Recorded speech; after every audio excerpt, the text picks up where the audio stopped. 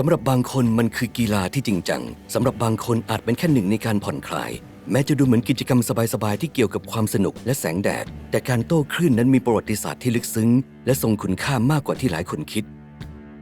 การโต้คลื่นที่เราเรียกกันนั้นมีต้นกำเนิดมาจากหมู่เกาะโพลินีเชียในมหาสมุทรแปซิฟิก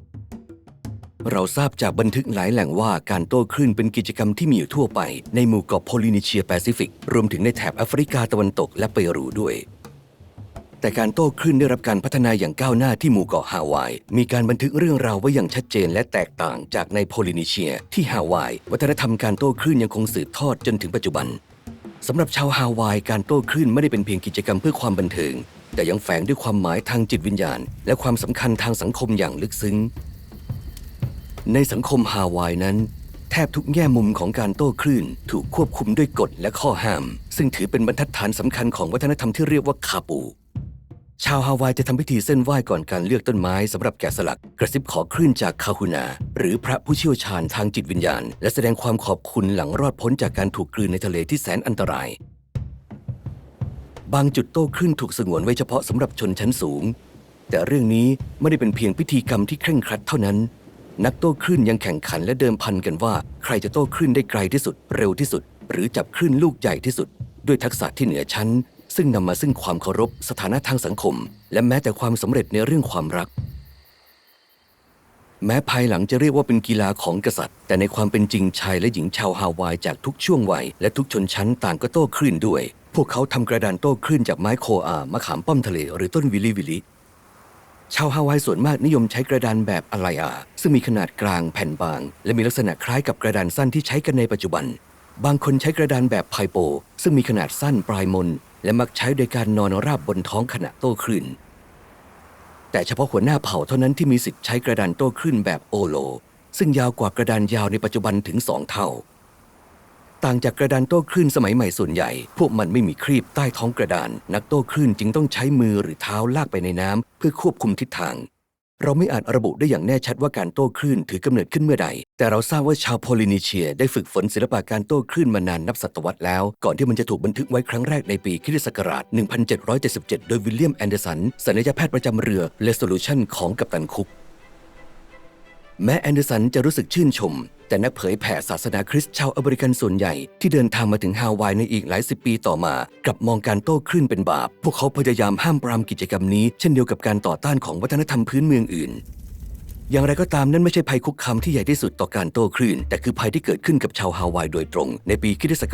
1890โรคภัยใหม่ที่ถูกนำเข้าโดยชาวยุโรปและอเมริกันได้ฆ่าชีวิตไปอย่างมหาศาลประชากรฮาวายลดลงเหลือไม่ถึง 40,000 คนจากจำนวนก่อนการติดต่อกับชาวตะวันตกซึ่งเชื่อกันว่าอาจเคยมีมากกว่า 800,000 คนในเวลาเดียวกันอิทธิพลจากต่างชาติก็ทวีความรุนแรงขึ้นเมื่อชาวอเมริกันเชื้อสายยุโรปทำการโค่นล้มราชวงศ์ฮาวายในปีค.ศ.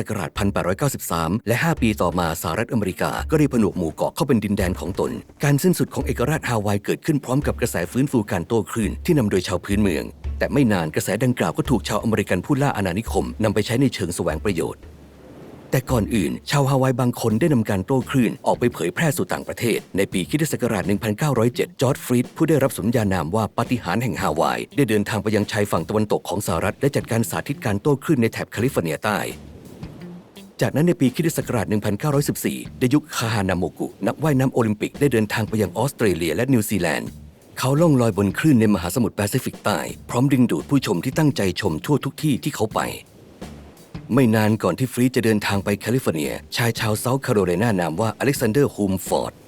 ได้ย้ายไปยังฮาวายหลังจากที่เขาได้เรียนรู้การโต้คลื่นฟอร์ดก็กลายเป็นผู้สนับสนุนและแชมป์ในกิจกรรมนี้